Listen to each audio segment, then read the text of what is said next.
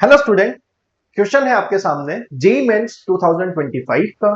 Question में आपको बोला गया है कि एक ऑर्गेनिक कंपाउंड का क्वांटिटेटिव एनालिसिस करते हैं तो परसेंटेज कंपोजिशन आपको मिलता है कार्बन का, हाइड्रोजन का एंड क्लोरीन का। आपको फाइंड करना है empirical formula mass of the compound x is. Clear है? और आपको यहाँ पे मोलर मास गिवन है, carbon, hydrogen, oxygen and chlorine. तो ध्यान देने वाली बात यह है कि यहां पे ऑक्सीजन गिवन नहीं है और आप इन जब तीनों का समीशन करते हैं तो 100% भी आपको नहीं मिलता। मतलब यहां पे फोर्थ एलिमेंट आपके पास रहा होगा ऑक्सीजन। उसका परसेंटेज कैसे निकालेंगे?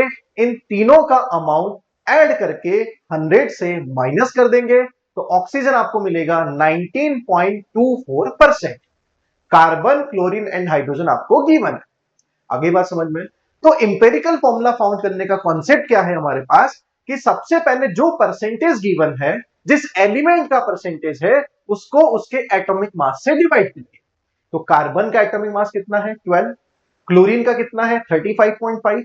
हाइड्रोजन का कितना होगा? 1। एंड ऑक्सीजन का कितना होगा? 16। जब आप ये रेशियो निकालते हैं तो आपको यहां मिलेगा 1.2, 1.8, 1.8 एंड 1.2।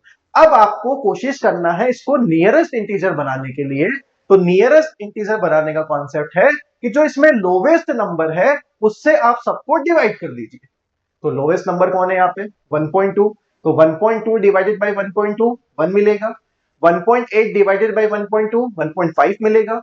1.8 डिवाइडेड बाय 1.2 सेम 1.5 मिलेगा। एंड 1.2 डिवाइडेड बाय 1.2 आपको 1 मिलेगा। अब फिर से आप देख रहे हैं ध्यान से कि यहां पे ये 1 और ये 1 इंटीजर बन चुका है, बट 1.5 को आप इंटीजर बनाना चाहते हैं तो आप इन चारों को किससे मल्टीप्लाई कर दीजिए? 2 से। तो 1 इंटू 2 2 हो जाएगा, 1.5 इंटू 2 3 बन जाएगा और 1 इंटू 2 बन जाएगा 2।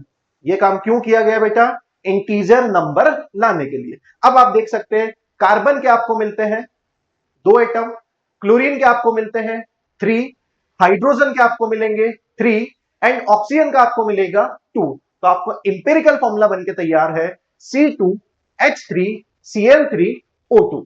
आपको फाइंड करना है इंपेरिकल फॉर्मूला मास। तो कार्बन का मास 12 होगा तो 12 इंटू 2, हाइड्रोजन का मास 1 होता है इसलिए 1 इंटू 3, क्लोरीन का मास 35.5 इंटू 3 और ऑक्सीजन का मास 16 है इसलिए 16 इंटू 2।